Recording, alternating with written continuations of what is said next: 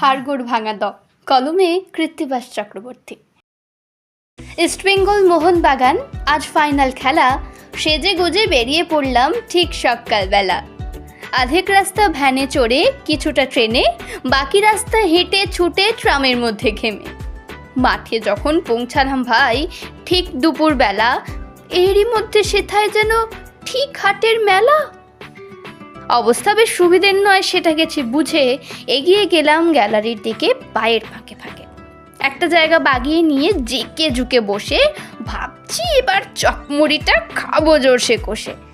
হঠাৎ দেখি হ্যাঁচকা টানে পুটলি আর নাই, কোথায় গেল কে নিল ভাবছি তখন তাই। এদিক ওদিক খুঁজছি শুধু যদি চেনা পাই, আজব শহর কলকাতা ভাই, চেনার উপায় নাই।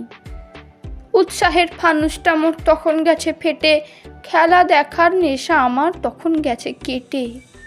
নিরুপায় বসে আছি, ওঠার উপায় নাই, উঠতে গেলেই তাক করা ঢিল আসছে পাই পাই।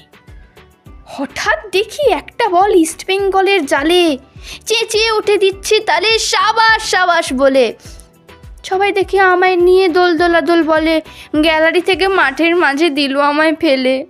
উঠতে যাচ্ছি, উঠবো কি ভাই, পায়ের খিলিন গেছে খুলে, হাতের খলপাও খুলে গেছে কাঁধের থেকে ঝুলে।